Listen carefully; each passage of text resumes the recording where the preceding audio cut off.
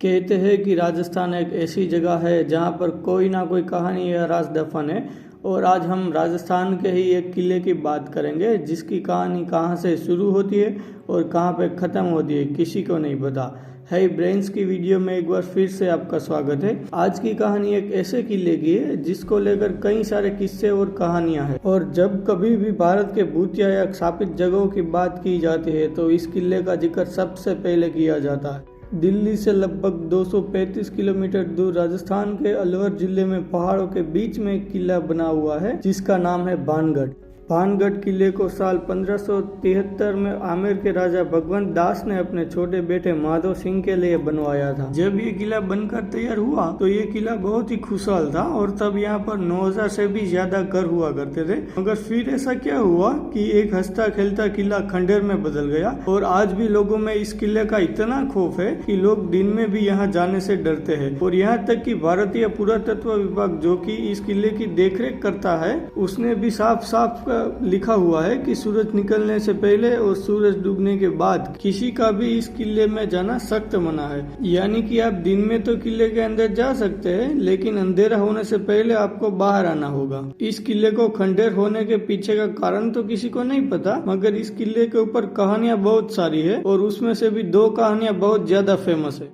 इसमें जो पहली कहानी है वो गुरु बालूनाथ से जुड़ी हुई है।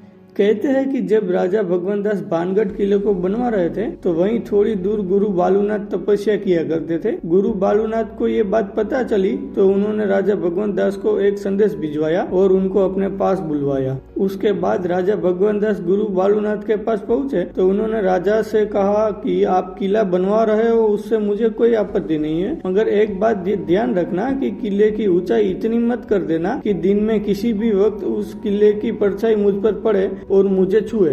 उन दिनों जितने साधु या फिर संत हुआ करते थे वो सिद्ध हुआ करते थे और उनका आदर किया जाता था और उनकी किसी भी बात को हल्के में नहीं लिया जाता था। तो राजा भगवंत दास ने भी उनकी बात को मान लिया और किले के किसी भी भाग को इतना ऊंचा नहीं बनवाया कि किले की परछाई गुरु बालूनाथ जहाँ तपस्या कर रहे हो वहाँ तक पहुँचे। गुरु बालूनाथ की इस बात का ख्याल अगली 2 पीढ़ी तक तो रखा गया, मगर कहते हैं कि जब तीसरी पीढ़ी ने भानगढ़ की गद्दी संभाली तो उन्होंने इस बात को सीरियसली नहीं लिया और गुरु बालूनाथ की दी हुई चेतावनी को अनसुना कर दिया।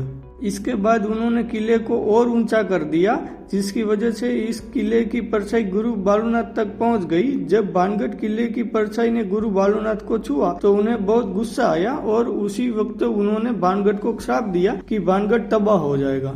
कहते हैं कि गुरु बालूनाथ के श्राप देने के बाद भानगढ़ पर मुसीबत टूट पड़ी और पूरा भानगढ़ तबाह हो गया। इसके अलावा ये भी कहा जाता है कि 1383 में जो 40सा अकाल आया था जिसमें कि मरने वालों का आंकड़ा करोड़ों में था, वो अकाल गुरु बालूनाथ के श्राप के वजह से ही आया था, जिसमें भानगढ़ समेत पूरे उत्तर भारत को भूखा मरने पर मजबूर कर दिया था। ऐसा नहीं है कि इसके बाद लोगों ने वहां बसने की कोशिश नहीं की, पर कहते हैं कि जो भी वहां पर मकान बनाता था उसकी छत कभी नहीं टिकती थी और गिर जाती थी। लोगों का मानना है कि ये सब गुरु बालूनाथ के श्राप के वजह से ही हो रहा है। अब दूसरी कहानी जिस पर लोग सबसे ज्यादा भरोसा करते हैं वो कहानी जुड़ी है एक राजकुमारी से। कहते हैं कि एक वक्त जब भानगढ़ बहुत आबाद हुआ करता था तब इस किले में एक राजकुमारी रहा करती थी जिनका नाम था रत्नावती। राजकुमारी रत्नावती बहुत ही ज्यादा खूबसूरत थी और उनकी सुंदरता के चर्चे दूर दूर तक फैले हुए थे, जिसकी वजह से आए दिन बड़े बड़े राजकुमारों के शादियों की न्योते आया ही करते थे।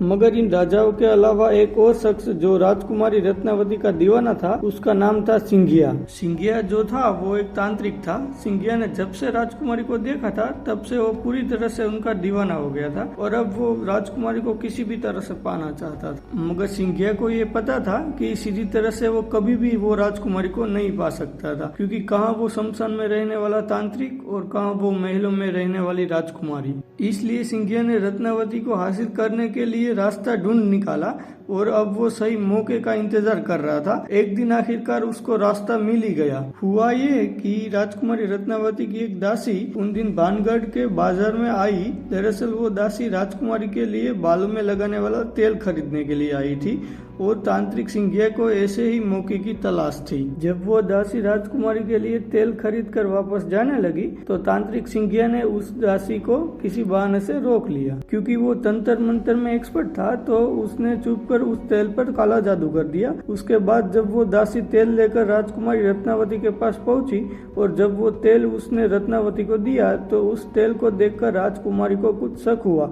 कहते हैं कि राजकुमारी रत्नावती थी वो भी काफी सिद्ध थी, इसलिए उसे तेल देखकर पता चल गया कि किसी ने उस पर तंत्र मंत्र किया है। फिर जब राजकुमारी ने अपनी दासी से पूछा कि क्या तुम्हें बाजार में कोई मिला था, तो दासी ने तांत्रिक सिंघिया के बारे में बताया। सिंघिया का नाम सुनकर राजकुमारी को सारी बात समझ आ गई और राजकुमारी ने वो तेल की बोतल एक पत्थर पर दे मारी, जिसकी वजह से वो सारा तेल उस पत्थर पर बिखर गया। दरअसल तांत्रिक सिंघिया ने उस तेल पर ऐसा कालू जादू किया था कि जो भी उस तेल को लगाता है वो तांत्रिक के वश में हो जाएगा और खुद व खुद उसके पास चला जाएगा। राजकुमारी ने तो वो तेल नहीं लगाया तो वो तो बच गई, मगर वो पत्थर जिस पर राजकुमारी ने वो तेल की बोतल फेंकी थी वो खुद व खुद लुढ़कता हुआ तांत्रिक की ओर जाने लगा।